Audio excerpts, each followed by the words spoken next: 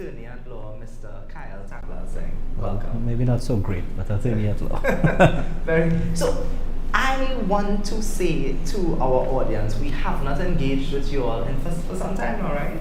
We haven't. Is this a different background that we're using We today? are using a different Oh, it looks really snazzy. We are upgrading our sets. Very good, very good. Of course, we want to big up a little bit Atlantic Computers and Supplies Communication Division. Of course, they allow us the studio to film and they help with everything as it pertains to the technical of running the show. And so we're very grateful to be able to be in this presence and to have such a, I think, a professional forum to get a critical conversation across. But we haven't engaged with you all for a couple of weeks. We took a time off and we're back. Unfortunately, Shanta had a little emergency and so she can't be with us here tonight, and so we apologize on her behalf. But of course, we have Mr. Taklalsingh and we have a number of issues to get through in the show.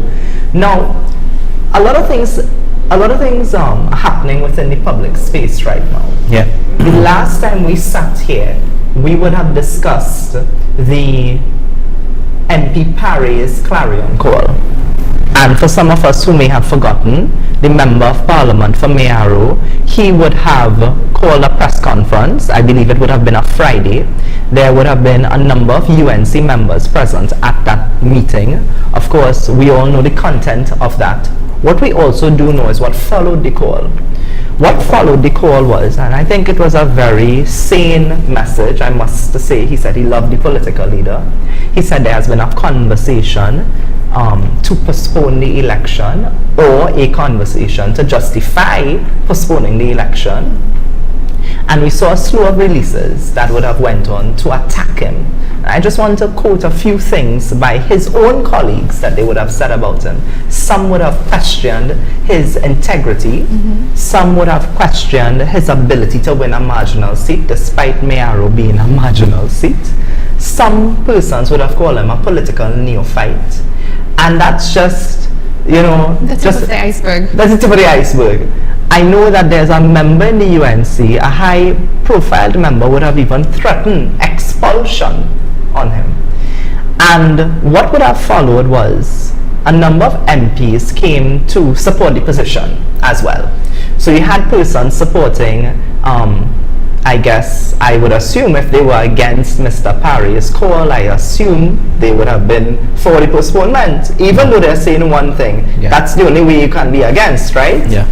And so MP for Tabakit, Mrs. Anita Haynes Allen, she would have done an interview, and she said she supports the political leader, Mrs. Taklalsingh Bisesa, but she also supports the position. Taking a very sane, again, position on a very critical national issue. And in this introduction, which is setting the tone for today's show, it is important that we understand that what happens in both the UNC primary process, their internals, will affect the outcome that we get on our ballot come next year. So it is a national issue. UNC's business is a national issue. PNM's business is also a national issue. And we would have seen MP Rambley would have come out as well, supported MP Parry after a number of insults would have come at MP Haynes Allen and MP Parry. And he said, enough is enough. As a matter of fact, maybe we should also think about having political leader and natics at the same time. You can't blame the man, right? Because if you see someone, and he stayed silent for some time, I believe it was a couple of weeks until he broke his silence. And so what we have right now, a number of things happen, and we're going down and trying to do this very quickly, right? And then we also had of course, the pulling and tugging from Mrs. Prasad Visasa and her crew, and I would call them the Fab Five. I said earlier this morning, they are the Fab Five. I see this labeling of dissidents. So I want to ask you the first question: how do you interpret? I mean, you have been a member of the UNC for some time, right? Yeah. And you have, I know in the last show you also filed for a seat under the United National Congress, and you told us that it's a vehicle for change, and we congratulate you on that. Still wanting betterment for the organization, despite what is going on in terms of the leadership. Yeah. And how do you interpret UNC members of Parliament calling other UNC members of Parliament dissidents? I mean, Father, forgive them, they know not what they do. I don't think they fully understand the issue, and I don't think they fully understood what MP Parry stood for and what the other Fab Five, as you call them, stood for when they decided to speak in favor of the Constitution, in favor of the rule of law intra the UNC, and in favor of, following your own processes, which could only strengthen your party and give you a stronger image to the population. So that sounds pro-UNC to me. Yeah. So my question is, what are these 5 MPs dissenting to? Well, they can't be dissenting. They are actually calling for adherence to the constitution of the party. So I can't see how you could be called a dissenter. I can't see how you could be called, a revolter or whatever other name, or Nimakaram as people like to say. Maha Nimakaram, in one idiotic case, decided to label MP Anita Haynes-Allen as a Maha Nimakaram. Really foolish, stupid comment. I won't make bones for my language there. That MP really has some improvement to do in the way he speaks. But in any event, there's absolutely no reason to call persons who are asking you to follow your constitution any kind of Nimakaram or traitor. It's not. You are actually being loyal to your party when you ask for loyalty to your constitution. If other people are calling for deferral or deference from the constitution, they are exhibiting loyalty maybe to a person, but not to the party. But Kyle, the argument can be made that nobody in the UNC publicly said that they're going to defer the election. So where these 5 people come from? Well, the evidence to the contrary. We have evidence, first of all, and I think the point was made by someone, I can't remember. I think it was you on a show I heard, and with Ms. Walker. 43 elections have not been held. You have the Women's Army election that was supposed to be held almost a year ago. It was not held. 42 constituency executive elections are due. It's not been held. So you have a pattern of internal elections that are not being called. There was some issue with the Utah election where I don't think an election was held, but one candidate withdrew and a rule was changed or something like that. And then I want to comment on that for a minute. Yeah. Because on Critical Conversations, we speak about progressive politics. Is youth issues? You're passionate about youth issues? Of course. Oh, I see. Okay. I didn't know that. No, of course. But I think that younger persons interested in the political process, we have to do things a bit differently. We must respect and learn from the mistakes of the past. Yes. And for any young person to engage in a process that is contrary to the Constitution, I think it speaks to the character of that young person. Well, I mean, I don't know what took place exactly. I just know that there was no youth election. I hope that, you spoke about growth for one MP who, views seats as gifts, according to himself. I hope that this young person also can grow within this space. Because, as we get older, we don't know everything. No, we don't. I would say I forgive him. Yeah. I forgive him. We will grow. I am growing. I know that you would have grown as well significantly. Yes. Now, and just to add to that point, apart from the failure of the party to call elections when they were due, in the case of constituency executives and the women's election, you also had Mr. Roberts right here in the studio, who set out a very detailed narrative of facts, events and persons. It's still on one of his pages. I saw it the other day. He said, I spoke to the chairman at this point, at this time, he told me no internal. I spoke to X at this point, at this time, he told me no internal. I spoke to X, Y, Z, no internal. And then you also had MP Parry saying that he raised the issue internally, he wrote letters, he raised these issues as to when these things are going to happen, and he got no response. And here you are, the entire machinery of the party, or the entire narrative coming out of the party is, we have a general, we have to prepare for a general, we have to screen, but you haven't got past your internal election as yet. I think that's the justification. Yes, I think it's more than cogent evidence. I think that is the justification, and one of the bigger justifications, because there are many justifications that they would have been putting forward, would have been this opening of nominations. And I don't mean to bring you into this, so I don't expect you to comment on it, but I still have to say this, because I'm within the space that when you open the space for nomination process, and you have a NATEX that runs its expiration date in June, then I think we have to that is something to be considered as, I think, a bit dangerous. Yes, It's a bit dangerous, but of course I don't expect you to comment on it. You have participated in it for betterment of country. Yes. So I congratulate you. Now, we would have also seen, because we're trying to digest a lot happened, right? The United National Congress would have held and celebrated, I believe it's 35 years as a political organization. And so we also would like to congratulate the UNCs on their anniversary. So you... On this note, right, I want to ask you a quick question, Kriss. What are your thoughts on the celebration of the UNC's 35th anniversary? How do you think it was handled? Wow. Well, I looked on. The event would have been, live streamed. It would have been live streamed. And it was advertised for a specific time, but came on a few hours later. I guess maybe they were building an online audience. But the purpose of an anniversary or a birthday is really a space for anyone, and well, in this case the UNC, to reflect. And you reflect on the milestones of the party, good and bad. You reflect on what you can do better. You reflect on the founder of the party. Absolutely.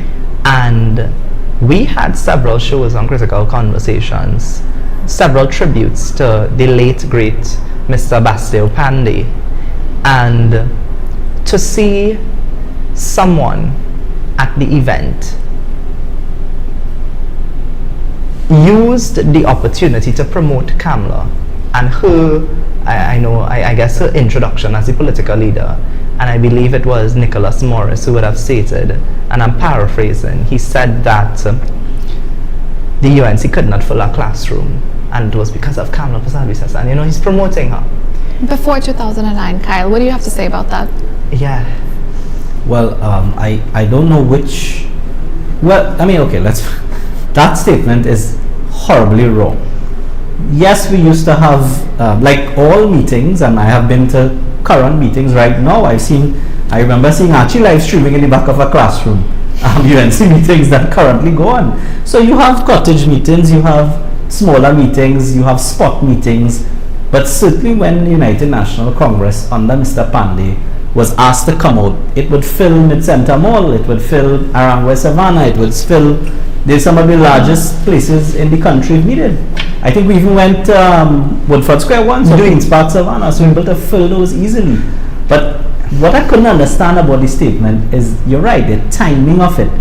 Did you need to say on its birthday, on the party's birthday, where people are going to have fond memories of Mr. Pandey, that he couldn't fill out classrooms? Do you think it was a microaggressive attack on the former political leader? I mean, I really have no idea where the statement come from. I had a word with Mr. Morris after I said I disagreed. What I found, and this is my opinion, I found that use of the platform was contrary to the purpose of the platform. Well, I was there. I will make no bones about it. I was there. I attended.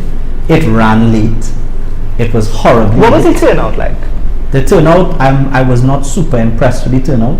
Was a cottage? It was essentially in the car park of the party's headquarters. There was some vibrancy. Of course, you have UNC supporters are probably some of the best political supporters in the world. They love their party. They come out. You feel an energy, but it was very limited, and I was not impressed. There's and I want to get back to the anniversary, but you said the supporters. No, I just want to say that one of the good things that I saw in the anniversary, and maybe the older heads could say, I saw them honoring activists. I mean, we could debate whether some were actually UNC activists or not. I agree with that. But there were certainly some people who were honored, and I think that's a good precedent. No, I agree. But what I think has to happen, like how you have national awards, there should be a committee of the older heads of the party or committee of UNC people divorced from the NATEX, who sit and say, well, look, let's find the activists in the areas who have supported the UNC tradition and nominate the NATEX. And then NATEX would approve it. I think that's a good process. I don't know where this process came from. Incidentally, I remember going last year to a function that MP Parry held, and I think he's one of the first MPs to start this award ceremony for activists, and that was a lovely show in Mara. I think that's somewhere online. It was a really, really well done, very well attended, a lot of energy. He and Dr. Munirlal shared the stage. I want to get back to this topic of the anniversary. And I just want to, because you said something about UNC supporters' love for UNC, and I agree, and that's good. Party. Of course, for the party. I thought it was the opportune moment for the UNC to commemorate Mr. Pandey's legacy. I think that would have been an amazing move. Yeah. I totally agree with you. Yeah, I agree. I found that it's a new, as you mentioned, that it's a new trend in the UNC to micro-aggressively attack the founder. Because we would have seen it recently with the Sheikh comment, and I think the former MP for Tabakeet would have come out in defense of Mr. Pandey, and of course that line about not filling classrooms. I mean the thing is, there's you may have your political differences as we have now internally in the party, but there's no need for those comments at such an event. I viewed the event as a launch for an internal election in favor of Mrs. Persad Bisasa. I view that as a campaign launch. That's a strong view. I view it as a campaign launch, and the reason I say that, because for you to have a day reflective of your party's existence and the date was founded on, and for you to lament your UNC MPs, there's an MP Parry, this is second term as a UNC MP. Mrs. Anita Haynes Allen would have served when UNC was in government in the office of the Prime Minister. She would have served as the PRO in rebranding the United National Congress at a very critical time. She would have served as a senator. And then you also have MP Rodney Child's second term, and for anyone to go on a platform, be it a UNC platform, to ill speak on the anniversary other MPs, and there was this conversation that, well, it was a point that was trying to be made. I want to ask you what you think about it. That 5 MPs, because it's a conspiracy theory, that they conspired together to not be in Parliament, to make the UNC look bad because they're in protest. And that's really what was trying, that was really what is the message that was trying to be conveyed to us. That's what they're trying to convince us. What is your take on that? Well, it's absolute foolishness. There's absolutely no evidence of any conspiracy either among the 5 MPs to miss Parliament or between the 5 MPs as a group and the People's National Movement. In each one of their statements recently, all of the MPs have hit the PNM very hard. And you had different reasons. MP Rai and MP Anita, I don't think, were even in Parliament. They sought leave from the day before. MP Rai attended his son's graduation at Presentation College. Yeah, so I don't know, unless the PNM forced Presentation College to have a graduation on that day, and it was all part of this big plot, and they had hundreds of students. So it's an absolutely absurd notion to say that there was any conspiracy. And the other MPs were in Parliament, and it was very clear what was said. No one expected to be there after 6 o'clock. So let's talk about that for a minute. So a lot of persons want to know what happened in Parliament. What happened? How they weren't there? Because some were there and they left. So of course we know, I believe it's once a month, one Friday in the month, if I'm not mistaken, it's the private members' day.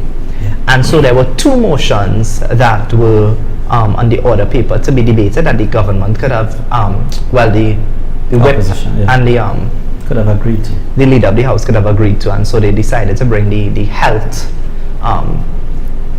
motion. And of course they debated, and when the time would have been expired, I think even the whip would have been seen jumping up to oppose almost to he didn't know. He obviously didn't know that it was going to be debated. But then you can also hear other members on the opposition side saying, time to go home. Yeah, they were ready to leave, just Time like to go the other home. MPs were saying. And then you had the leader in her contribution saying as well that no one expected to be here. So there was obviously, it is not as though the MPs knew that there was going to be a debate and a vote would be taken as the first thing. Secondly, if there was some conspiracy just the week before, and I think Ms. Haynes-Allen made the point, there was a special majority vote that would have done even more damage and embarrassment. No. And they could have voted the other way, they were all there. Correct. Or they could have left at that point. Correct. But they didn't. Now, I also want to ask, so she went on to make the point that they weren't there. She even said the seat that you were given, you couldn't sit and vote in it. But she herself said in her debate that they're not supposed. Was it her who said they're not supposed to be here? They didn't expect to be here or something like that. Can't remember. She made a point like that, and Mrs. Haynes-Allen would have come out to defend herself. She would have said, "Listen, I take my job very seriously."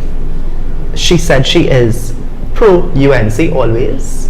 She said that she would have sought leave before anything was to be discussed. And so, to label her as someone who would conspire, she refuted and rejected it properly. I think MP Parry would have done the same thing. And of course, interestingly, Rodney Charles decided to put out a release as well. And I found his release to be very interesting. Very, very, very interesting.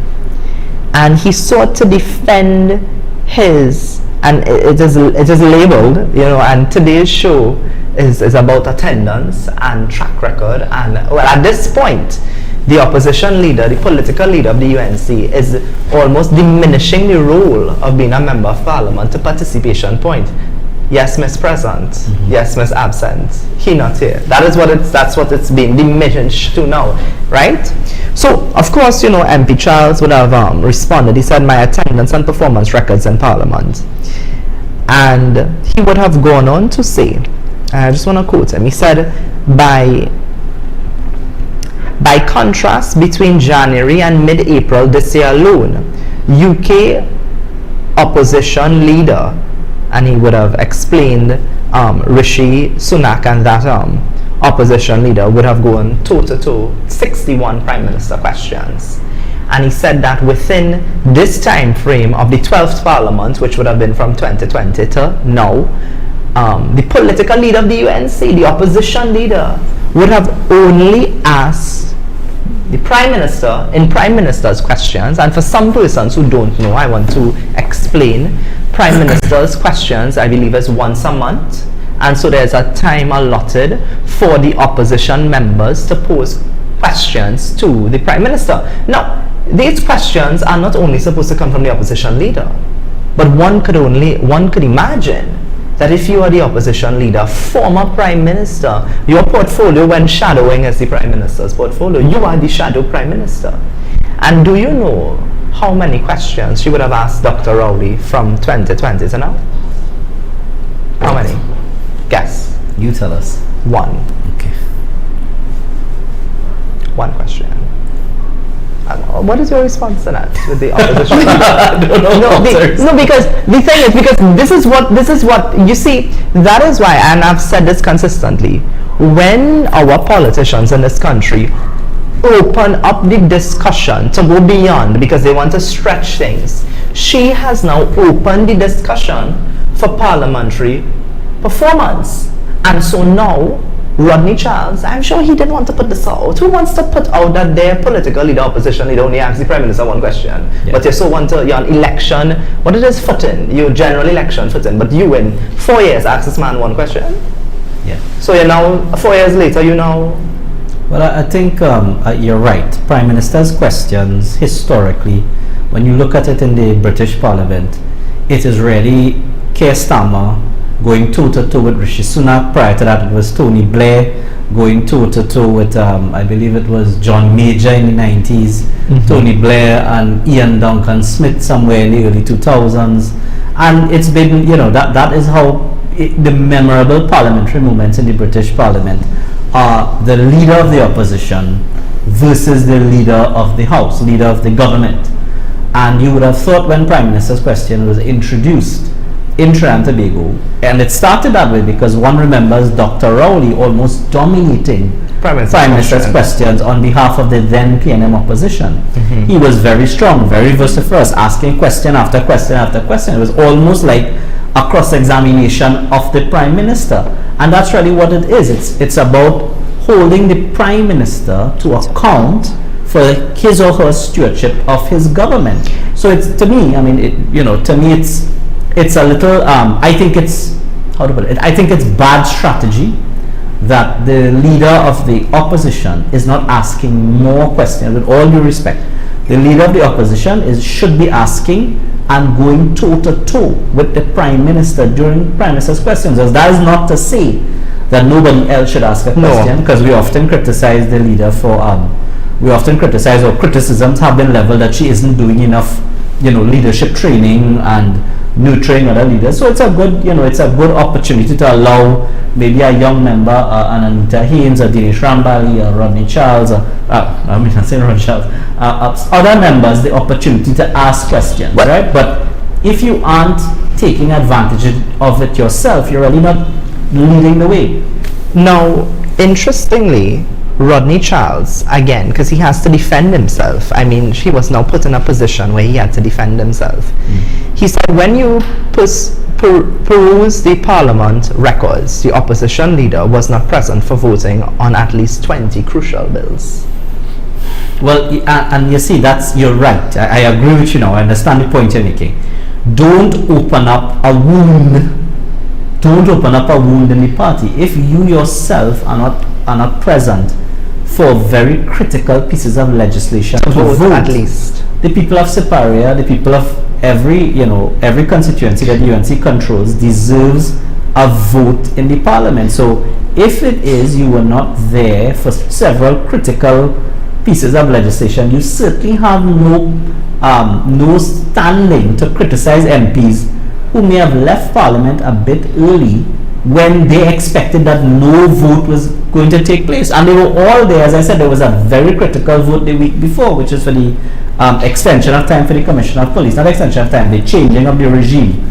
And they all were there to vote because it was a special majority bill and every vote counted. So you cannot question their commitment. You just can't. Now, the Dinesh Rambali, in his press conference, said that there are sometimes members debate in a bill or debate in a motion, and they don't even know how they're going to vote. When they sit there, the whip will start to vote. That's what he said. And he would have dived into or delved into the chief whip's competence. Yeah. And his role as being whip. But it has nothing to do with David Lee, It is his performance in being able to hold the opposition together in terms of strategy and voting lines, etc. Do you think it was a miscommunication on the whip's part? I'll put this one to you. I think you know communication better than me. Do you think it was a miscommunication on the whip's part to not Wasn't speak? it supposed to be in the order papers? So here's the thing. In the order paper, right, there were several things you can debate on that day. I think the B's, there's a debate on the B that could have, some B's thing could have come up as well. Yeah. So there's several things. So you're supposed to actually prepare for several things, huh? Okay. But I think there's a discussion usually between the chief whip and the leader of the house And the as leader to of the what would be house. the agenda. What coming would be up. the agenda? Yeah, so that's usually how it's done. But you're right. I mean, I want to say that it seems to be, and Mr. MP Rambali hinted at it in his contribution, in his speech, it might be an issue with the culture of parliamentary discipline and procedure in the party. Are we caucusing? Are we meeting regularly enough? Are we discussing and taking party positions? You know, there's an education officer of the party, and there's a research officer of the party, and there is supposed to be arms of the party that would conduct research on the issues that you have to debate in Parliament. I mean, in a functioning organization, you would expect that the research division of any company would prepare. So you know you have these tenders coming up, Yes. likely to debate. This is our property tax position, well researched. All MPs could access Right. it. This is our on the beekeepers legislation. This is ours on procurement. And anytime an MP needs to reference what is the party's position, you don't have to be guessing in the morning. refer to You your- know what your party's position is. I mean, that's how I hope things will go. Now, MP Charles would have said that Mrs. Persad, the assessor, would have not been present for 20 bills, and he would have listed some. He said some include, and I'm just going through gambling control bill, That's a very important. local government reform bill. It's an extremely You engage, crucial bill. you know, to have a local government election, right? National insurance bill, public procurement and disposal Extremely of important. property, of public property Is bill. it that you said that she was not present for this vote? For the vote. And that's just some of the things. The Deputy Commissioner of Police, which would have been just the 16th of February 2024, she wasn't there for that. And now, some may say that why only on the show sit down and talking about Kamala when the PNM ruining the country? I have a question, right? Clarify this for me if I'm wrong. The government has an inbuilt majority, right? So They do. regardless if everyone was present or not present, they would have just postponed it to another day. Well, where yes. Yeah. No, another very important point. What's Well- the big deal? Well, that's it. There's no chance that the UNC would win a vote in the parliament. Let's be very clear about it. Unless you have like what happened in Guyana, you remember the government turning, right? In the Charanda situation where there was a no confidence motion and they got one of the members of the government to turn. But that's not going to happen here. Well, it certainly was not going to happen here, right? If the government will know who's going to miss parliament. The government will observe the numbers of the opposition, and they will know how to go and come as they see fit to keep the majority in parliament. And if for some reason they are short, they just adjourn or they. And then they, I heard the other argument that we didn't even have the majority that day. You had 1990, and the argument was, well, the speaker.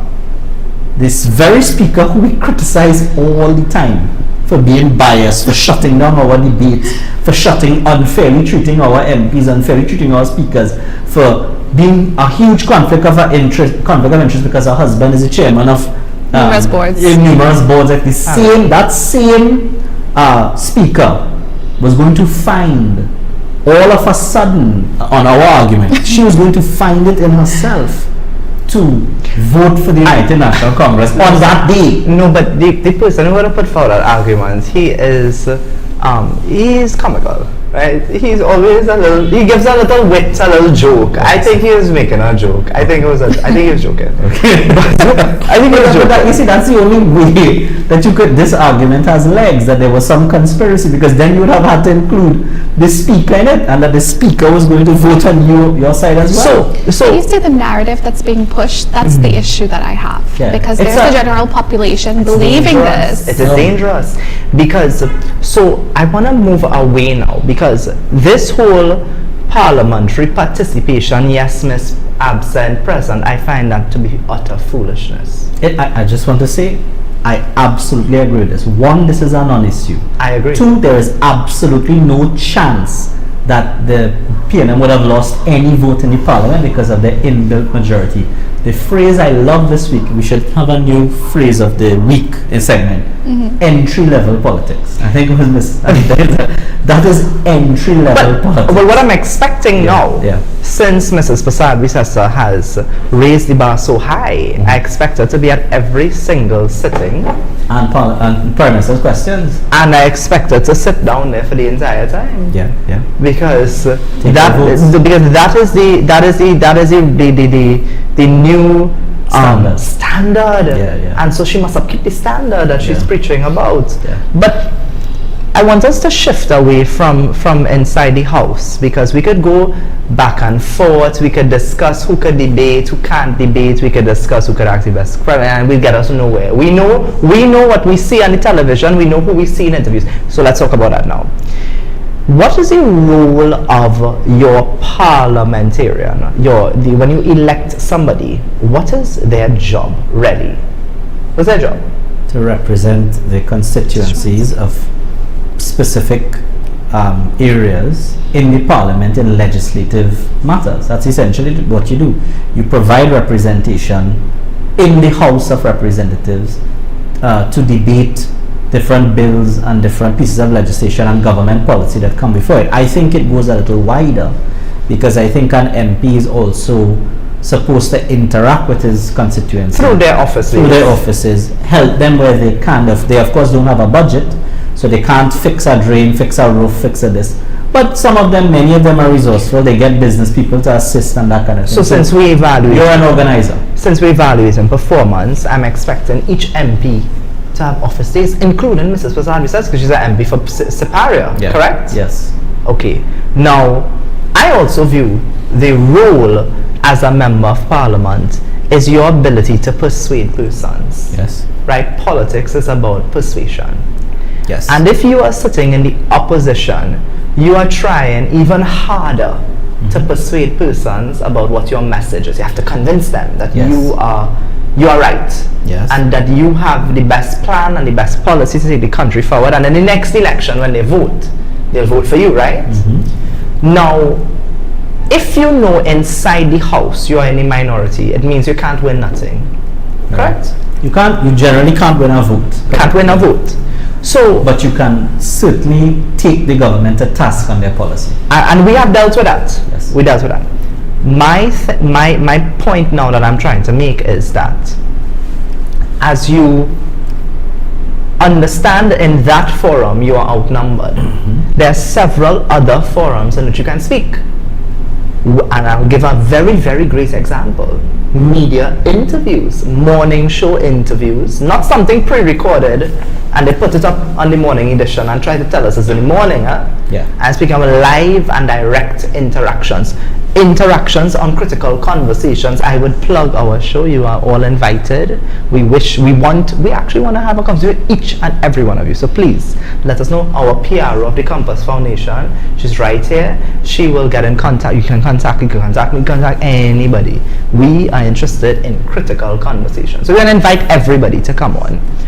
And so my point was, I've noticed that hardly any UNC MPs do interviews. I'll give an example of a few. I've seen MP Rambley. He would have done a number of interviews so far. Well, of course, Mrs. Anita Haynes, I think she has the record for the most interviews a politician could do in the country right now. Right? Then you have MP Parry, and they're doing radio shows. It's because they understand that their brand and their message is UNC, Team UNC. And so how we can get this message out there. Why aren't we seeing that from the political leader, I would say, or even someone as the party organizer who sits on the NATEX? He's the member of Parliament of Couva North. Also the vice chairman. I see she does. I will give her a point as well. I've seen that she did a few interviews recently. Even I believe the chairman of the party.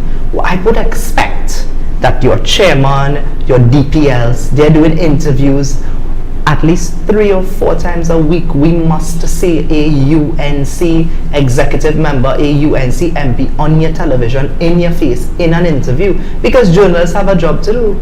They have to probe you as well, you know. And that is how you prove to the country that you are better within that examination and that interview process. What do you think about that? I think the counter argument would be that we have the Monday night forum. Yeah, but that's a political platform where you are allowed to say and do what you want. We have midweek pressers and we have Sunday pressers, so that I think the party would say, well, we make ourselves available to the media. But I think you're right. There is no substitute for a one-on-one or a 1-on-2 or 3 sit-down media interview where a journalist is able to interrogate you, test your views, test your thoughts, test your positions, and you are able to answer confidently in order to inspire confidence in the electorate, much like you do on mornings, Kriss. Every Friday morning. Did you get his contract? Yeah. Is there a conflict between critical conversations? You have to look over his contract. I need to look over that contract. Yeah. Study the UNs. No multitask. Don't for that one. No multitask. I want to ask you a question, which you would have spoken on politics in the country in Trinidad, and you spoke about US politics, the compare and contrast. Right. And when you look here and you see that UNC MPs, it's almost as though there's a phobia, especially political leader.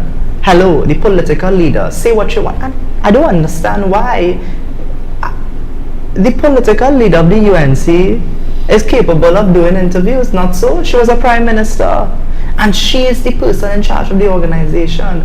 Wouldn't you like to see her do more interviews and morning shows? Absolutely. She needs to make herself available to the press, to the media.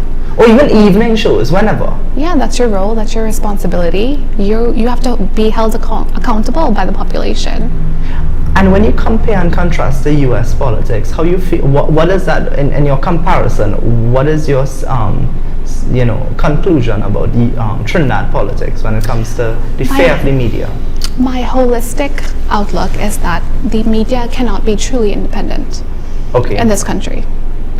And in the States, you see that media personalities are very outspoken without fear of intimidation, without fear of victimization.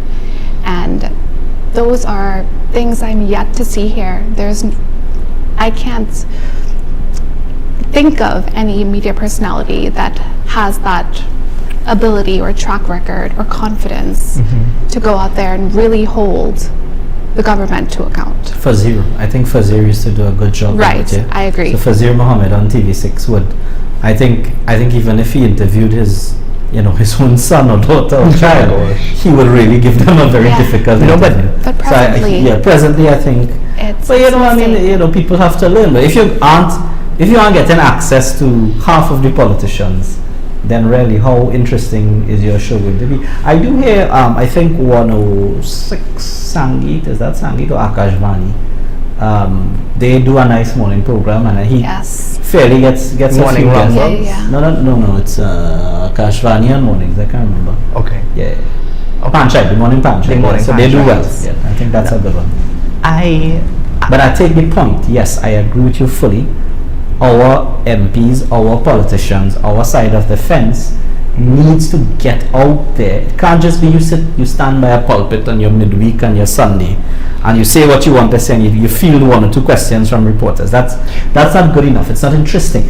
People want to see you sit down and be interrogated. They want to see you under some pressure and see how you react and see how you articulate your views under stress, and I think that's the way it should go. On that note, I would like to congratulate you, Kriss, because I truly feel that you hold your own and you speak the truth and you're very confident in your opinions and you're making us all very proud. I actually saw Kriss in a debate with one Ravi Balgobin Maharaj. I saw it too. And and I just want to put on the record, Mr. Ravi Balgobin Maharaj is certainly not a slow person at all. I think he's a very bright man. In fact, he's considered to be a legal luminary in our party. He has taken the PNM to the Privy Council. When I had to say that I was a little nervous when I saw the debate shaping up, and then I saw Kriss pull out his, I think young people call receipts. His his receipts, his quotes, and kept quoting. And and that's important. He showed that look, and it was a very intelligent and telling debate. No insult to Mr. Balgobin Raj at all, right?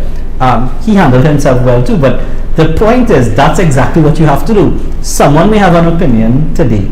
It may have been contrary to an opinion previously. That doesn't mean you can't change your mind. Right. But it can't be that you just change your mind just like that. There had to be a reason.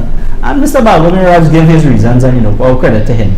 But it was a really interesting discussion, and I would love to see, I mean, for instance, I would love to see a journalist take to task the MP Tanku, who is the finance man in our party, shadow minister of finance, take him to task on his property tax. Because one of the things you hear people say all the time with property tax, UNC is against property tax. Well, why didn't you abolish it when you were in government? We heard a reason from MP Munilal in a comment saying, well, the public servant said that you couldn't do it, something like that. But you really want someone to be tested, and that's how you get to whether it's genuine or not, right? Or whether the population believes you. That's what you want. So with all that would have been said so far with journalism and the UNC, do you think that the current political leader is afraid of doing interviews?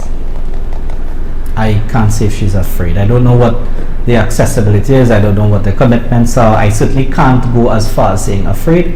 I can say that it needs to happen more. I think what I can say is bad strategy that she doesn't do more. She doesn't know. And the thing is, when the country would have voted her in, they voted her in based on a lot of her personality. Yeah. And so right now she, in a way, has closed off herself. Yes. As unfortunate. To some extent, yes. To some extent. Now, another part of being a member of parliament is also consulting with your constituents. So there's a member of parliament on the UNC's bench, and he spoke to a tax, a specific tax. Yeah. And it would have included, I believe, using the restroom. Yes? The so-called toilet tax. And so my question is, the consultation process that would have gone into that would have been a robust one, right? No comments. I feel like this is what in law we call a leading question. You're putting us to say something, but I'll allow you to answer your own question. No, because you see, the thing is, no, I don't think there was any consultation on that comment. But there's a press release, there was a video, very quick. I have to say, I thought it was a fake press release when I saw the thought so too. tax. I thought someone was up to mischief. I actually defended the release, Yeah. Someone would have posted this in a chat, and I was like, this is not the MP for Kufanod, a UNC MP would not say this. And I was like, that's fake news, because I didn't actually think someone would do that. Yeah. And of course he did it. So therefore, the point I'm getting at here... Well, on that point, and I don't mean to make a plug for myself, but I have started walking Kufanot, and I am speaking to a lot of people. You were not invited to I know, but I just want to make the point that everywhere I've walked in Kufanot and everyone I've spoken to, no one has complained about a toilet tax to me. So I just want to make that point, right? Okay. So I'll pitch for the people. Maybe we would like, and we want to invite him and you to have a debate on toilet tax. No, I'm not gonna. Well, that's because that seems to be the topic of discussion and for advocacy. But the point I would truly love to see that debates, by the way, I would love to see that live debates like no, the but way not it's until done. you mean just on general In issues. general. Oh, even in, and the thing about I think a debate is healthy. I think everybody should have a debate. Even for UNC politics, right? UNC at least can be the first political party to have a political leader debate. I would love that. Or an internal primary. You have the primary debates. Why not have people come forward? And if the popularity starts to sway, you drop out. And the thing is, when you start to operate within the organization, that's very attractive, Of course. When persons see that level of transparency in the process of how you organize your organization, because that's a part of organizing, right? The internal election. I think that a lot of buy-in would happen there. But the point I was getting at with the toilet tax was consultation. And there has been, because a number of media outlets would have run some polls with the Fab Five. There was one poll with my face on it, and I saw that one. I saw the poll with your face on it. So there would have been the polls on the Fab Fives, and if it is their good MP, and if they support, and if the dissidents should be thrown out of the party, if they should be thrown out of the party, and if it is they are good representatives for Mayaro, Tabakit, also Separia. Very interesting. There would have been persons that would have indicated, and this is a criticism Dr. Rowley gets as well, because he's the Prime Minister and you're the opposition leader. Very busy people, I would assume, is that their constituents suffer because of the office that they hold. Even some ministers. Do you think that our constituents, because we have constitutional reform conversations happening right now, you think constituents should suffer if it is you hold the position of a Prime Minister, opposition leader, minister of something? Constituents should never suffer, but I think it's about management, because you are first among equals as the Prime Minister. It means you are also an MP, but you just happen to be the MP that enjoys the support of the majority of MPs in Parliament. And if you don't think you can handle both, then you have no business being the Prime Minister. Serve your constituents. Right. That's your primary oath. So you really ought to serve both, and you have to put, you don't rise to, well, how do I say this? You ought not to be an MP if you can't, that's even worse. An MP should be able to manage both his or her constituency and also be able to debate and prepare for your legislative debates, and also contribute, because many of your MPs are going to maybe ministers if you take government. But isn't that a job, Kyle? That's the job. When you sign up, you said it much better. That's the job. And that's if you sign up for the job, if you sign up for the job, you should be prepared to do the job. You have it. I mean, and if you're the opposition holding the government to account, he's a more experienced commentator than me now. I have to say, very good. No, but if it is that you are holding the government to account, yes, and so you are evaluating their performance, each one of them outside of their executive office, cabinet, all of those things. But the member of parliament, the 41 of them before they were ministers, prime minister, they are first the member of parliament for Degomasa, and that's first the member of parliament for Separia. And so they have a role to represent their people. Mm-hmm. I would love to see more consultations come from the MPs, and specifically the MPs that have, I think, an additional portfolio. Mm-hmm. Yeah? Now, we have this conversation about constitutional reform happening in the country. Yeah. And, of course, before we get to that, because I want to summarize this part of the conversation now, a lot of persons may say, why it is that you all are sitting down and discussing UNC issues when the PNM in government, and you don't see the PNM talking about, but Kyle, you don't see the PNM lawyers, right, filing for a PNM seat and come on any show and say, well, the leadership bad and they need to go and this and that thing. So why is it that members like yourself, like many members, thousands of members in the UNC, are dissatisfied with the performance of the executive of the UNC?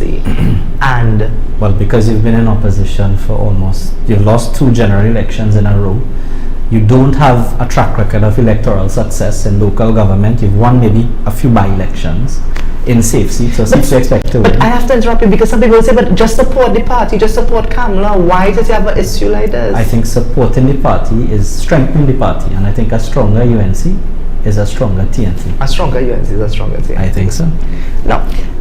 Yes. I was going to say, that's a consensus that I'm hearing, talking to clients and whatnot. They have an issue with these issues being aired publicly. Yeah. And we need to clarify that, because there's a narrative being pushed that this is damaging the party's reputation so close to general election. How do we navigate that? It's the only way the problem is, this isn't a perfect ship. It isn't a perfect vehicle, because we obviously have some problems that has led us to not being able to. Ultimately, you want to win government. That's the role of a party. You want to win government, and every UNC member, their major concern, in my view, is not or should not be, well, are some conflicts getting out in the public? Your major concern is, is the PNM going to win another election in 2025 and condemn us? And the way to treat with the issues that are keeping us in opposition is to discuss them. Now, that doesn't mean that you have to discuss every nitty-gritty and every issue that makes... No, but look at the issue that we're discussing, the major issue that started all of this. Internal elections. You have a constitution, it says when it has to be done, yet people were going to, yet you have clear evidence it's going to be put off. So you had to bring it out in the public domain. But coming back to the question that your clients asked, right? I think for me, again, and you know, some persons have told me that I am bushy tail and blue eye and I'm very new and I'm green and you know I like idealistic politics and all of that, and I think that's just an excuse to say you don't know what you're talking about, I know what you're talking about, so listen to me. Yeah. Right? But you can go through this process of an internal discussion and have a healthy conversation about the organization, you know. Mm-hmm. Because what I observed was MP Parry was very healthy in his discourse. Healthy conversation. MP Anita Haynes-Allen, healthy. When did it become unhealthy? You know when it became unhealthy? Political neophytes. Mahani Makaram and Sitsa gifts. What Parry know about marginal seats, despite me, and that is what surrounds. I think insecurity made it unhealthy. You have some people who are insecure in the party, and when you have this breath of fresh air, you have these conversations happening that expose issues in the party. Those who are responsible for those issues don't want scrutiny. But the way to deal with problems is not by hiding them. If you have a family, I always use the thing. If you have a family, you're a neighbor and you see a family, you know there's an abuser in a family. Is it that you're not going to make your neighborhood look bad? No, but here's the thing, Kyle. I think it's about healthy discourse. Right, you can go through this and have a healthy conversation that will benefit the organization, because MP Anita Haynes said in an interview, you know, she said that we are all Team UNC. Yeah. And that's something that seems to be forgotten. Yeah. Because whenever you question the status quo or you oppose to the arrangement that is seems to be very stagnant right now, you are called, and I want to list it, and we had a conversation here. You were part of the conversation here when we spoke about what they'll call you. More than likely. They'll call you a dissident. They would call you a PNM. I must say they are a bit better. They call you a PNM financier, and I find that to be, interesting. That's a step up. But before you finish this, right? What I find extremely hypocritical, you have people saying, "Don't air your dirty laundry." But they're doing that. You went on the party's anniversary. It's prayer function, it's a award ceremony, and you decided to attack your 5 MPs. Do you think it's an argument of convenience? I think it was absolutely hypocritical. I'm not going to, shed that one. It's absolutely hypocritical. You can't be on the one hand arguing, you all need to calm down, don't discuss this in the public, this making the party look bad. On the other hand, you mount an attack using the platform on 5 MPs, mount an attack at some jeering. Apparently when you look at the video, somebody tell her to talk about it, told the leader, and she decided, she's going to speak about it. Attacked 5 MPs. What did you expect the 5 MPs to do? Well, what do you expect them to do? Privately speak with her. Privately speak with her after you made it public. And it is a public attack, so it deserves a public response. And no one attacked her. Correct. And when MP Parry made his public call for internal elections, that was subsequent to several internal attempts to get an answer. He didn't do it. He made a public call. Wouldn't the easiest response, if you genuinely are of the view that party things shouldn't be discussed in the public, wouldn't your response be, okay, the date for election is going to be June 23rd, right? Well, she said that evening, though, to credit Mrs. Seepersad, she did say that Friday elections will be called when it's due. Yeah. But you said that, and then you had hundreds of releases. Hundreds. Well, sorry, many releases, but it seemed like hundreds. Releases that came out to vilify persons. Yeah. That was the point of those releases. So what is interesting is when Parry and Haynes-Allen and Rambley, Rai Ragbir and Rodney Charles, they say we want betterment, we want elections, we want the organization to be on the best footing. that is viewed as unhealthy for UNC. But what is healthy for UNC is when a political leader attacks them, when an MP calls Mahani Makaram to some, when one would go and call the other a political neophyte. When I saw it had another MP within the UNC, he was on a very unpopular show, and he spoke about one of the Fab Five being like a stretch out piece of clothing, and I don't want to repeat the word that he would have used. And that's not airing dirty linens, that's not disrespectful, that is not unhealthy discourse, isn't it? I definitely think if you are going to if your argument is keep party business internal, then you ought not to be attacking anybody publicly. But politics is supposed to be in the view of the people. Well, that's my view. My view is if there are issues, it happens all the time around the world.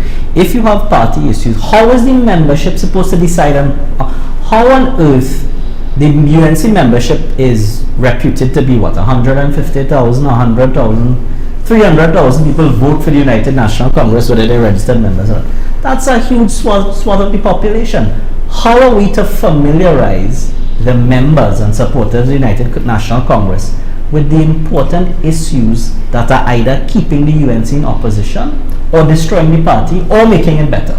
How are you going to do it? You have to speak about it publicly to some extent. But UNC is supposed to be doing something different and new. Yeah. And you want progressive politics. You want to take the country forward. Yeah. And when you look in the United States or the first world countries, they have these discussions in debate forums. Yes. To become, well, not the political leader, but the presidential candidate. And so they have that conversation in front of everyone. Why is that a phobia for some persons in the UNC? Because if they cannot hold media press conferences or interviews, how are they going to hold a public debate?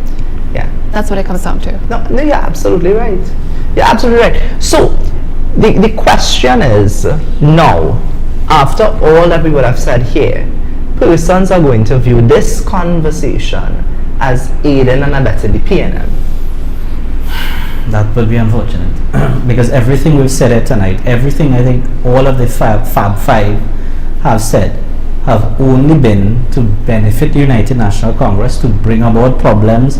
Look, when you go to a doctor and you're ill, he has to diagnose the problem, you know. He doesn't go in secret and do a test and don't tell you what your blood result is and then just prescribe something and send you. He tells you what the problem is. He said, look, your cholesterol, I need to cut off red meat. Something, right?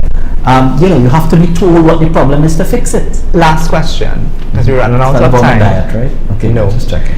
I was looking at a number of persons. By the way, I think the support for the Fab Five, and they have not launched anything. You know, all they have said, they're independent. What I understood, by the way, they were independent in the positions and somehow were forced into this group almost. They were coalesced, right? Yeah.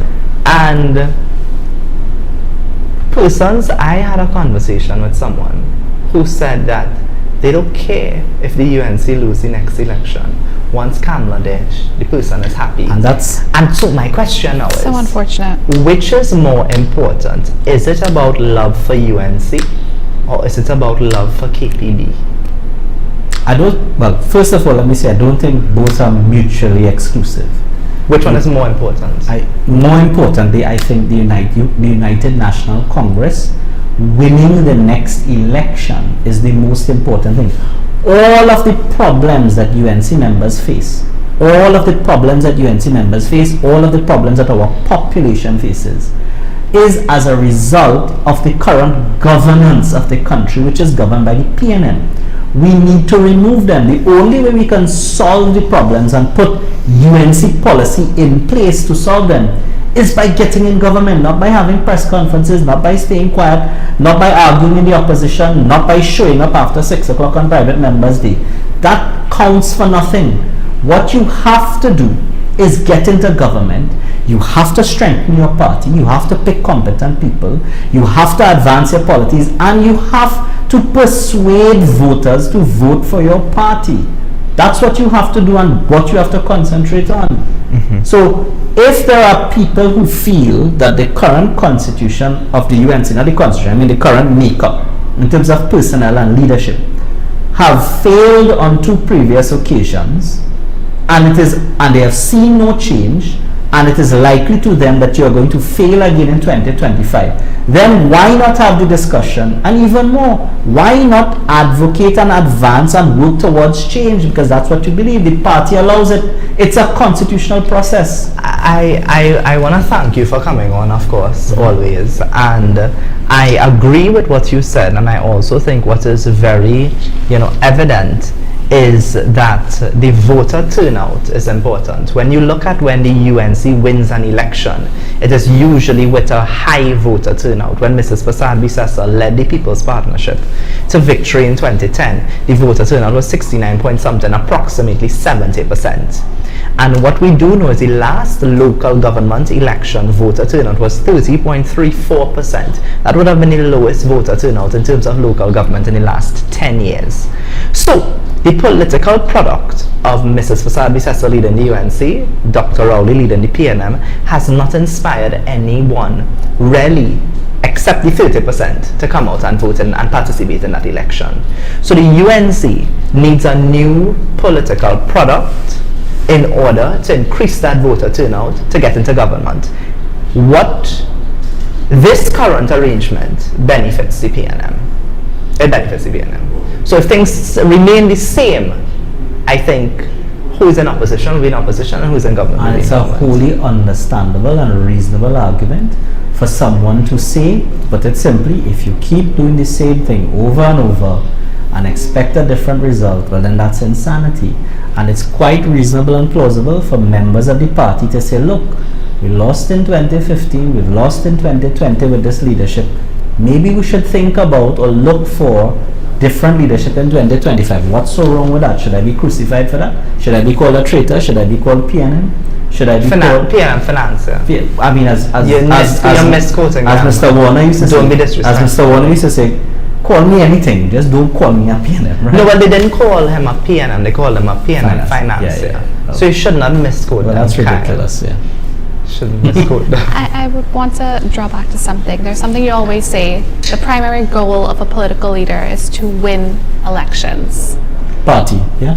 Yeah. I think that's the best way to end this critical conversation. And we will be back next week. We want to thank you all for joining us this week. We want to thank you again for joining us. And so next week we will continue the discussion. But we have some more topical issues. We have constitutional reform. We have the very, very interesting issue. We might have to have a dedicated show to the Auditor General and what is going on there. So we want to apologize for that little noise that happened. But everyone, we want you all to stay safe, have a great weekend, and we'll see you all next week. Take care.